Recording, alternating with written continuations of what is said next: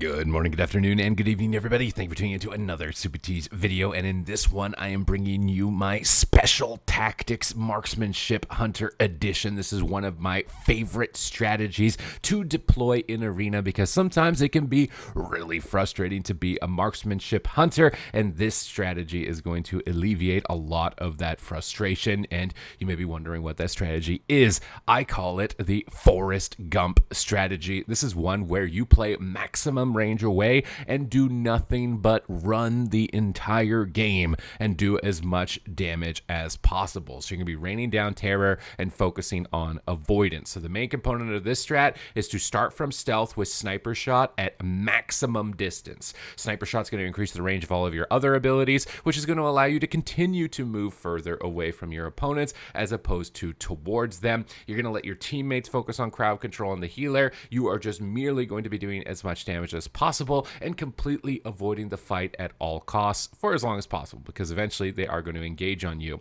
Now we're going to disengage away from the death grip, continue moving away from the warrior and the death knight into the back of the room. If we get gripped in, we can use our master's call and aspect of the cheetah. So we're going to trinket out of the stormbolt, master's call, aspect of the cheetah, and we out. We drop in root tar traps on our way as we're moving away from the warrior and the death knight, and we are getting maximum distance away while still pummeling down with instant casts, mostly focusing on rapid fire and arcane shot and just getting distance here. So we've used the steel trap that rooted up the warrior, got him off of us for a moment. We're even using our scorpion sting to snare the warrior to continue to get distance. We want nobody touching us. No touchy. That is the name of the game with this strategy. Now there's only one player on us, so we could start to post up a bit. It's mostly just trying to make sure that at least 2 DPS are never on you at the same time.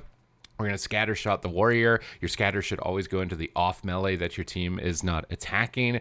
And then we're just going to continue to blast damage. Because look, we got the priest trinket, we got life swap, and we got icebound fortitude. So our allies can focus on CC. Now, of course, if you happen to move past the priest and you can get a freezing trap as you're moving by, it's definitely something that you want to aim to do. When you get stunned like this, you generally do want to use Roar of Sacrifice, but they weren't connecting to me, so I didn't bother to do it. We drop a steel trap here, trying to land it on the warrior. It's better to play it safe, I think, and use some crowd control before, like a scatter into a root, as opposed to trying to just throw your trap. But you can see that the Death Knight is pretty much given up on attacking me, and I'm having a lot more fun just sitting in the back and doing damage and being able to completely avoid him. So this is one of the main reasons why I really like this strat.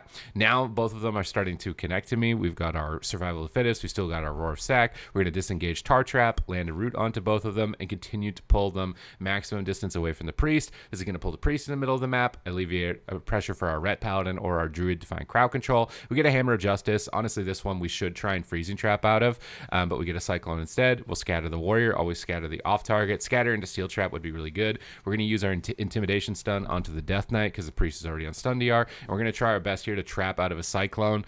You've got to time that perfectly. That's probably like one of the highest level things you can do on a marksmanship hunter. Right here, I missed the timing, but if I had landed it, it's probably the end of the game right now, so it's definitely a skill worth building. We're going to salvo and volley. They're all stacked up together. We can get that double explosive shot, get a big blast of damage, and then disengage away from them. And we're going to land an interrupt on the priest while we're just continuing to move away with freedom and just avoiding, doing as much damage as possible and avoiding their pressure. And you can see how much easier of a time it is. Now, if I was running in onto the priest and trying to land traps, they're going to get 100% up time on me. I'm going to have to deal with fade. I'm going to have to deal with a lot of annoyance that the priest is going to do towards my crowd control, and my damage is going to be really limited.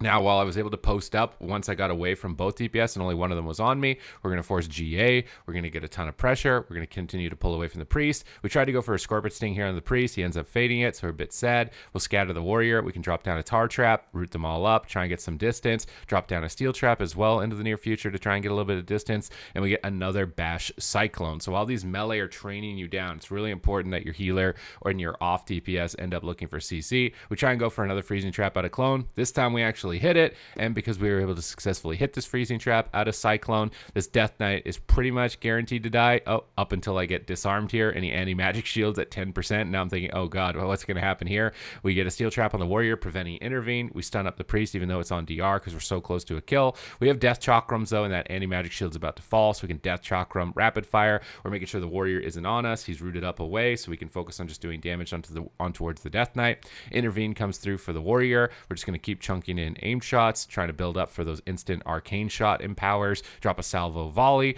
and get those explosive shots rolling once again. We get a clone on the Death Knight, so we start jumping away, pulling the Death Knight, and if he chases me into this back room and ranges his priest, he's probably going to die. But if he doesn't chase me into the back room and ranges priest, he's probably going to die. So that's the best part about the strategy, is that you just hold your opponents in a checkmate position where there's no good move for them to make. They have to get off of you, and as soon as they get off of you, you can then flip the switch. So if they had, maybe gone after my druid who was cloning, or my ret paladin more, and had given up on chasing me, then I could then switch gears and get on top of the priest, go for stun, go for trap. And you got to be ready to switch that gear. You got to go from Forrest Gump to Cobra Kai really fast. All defense to all offense right in a split second. But this is one of my favorite strategies, one of my favorite play styles for Marksmanship Hunter. You just feel like you're just raining arrows down onto people and absolutely destroying anybody that comes your way. And it's a viable strat. It's a completely viable strat, and I would recommend it in these situations where you got 2 melee DPS running at you the entire time and you're really struggling, because I'd say this is like the number one situation that I get people talking about in my stream, is this situation where melee are just running at you and you can't get any damage out, you're landing traps, but it doesn't seem like it's really mattering too much.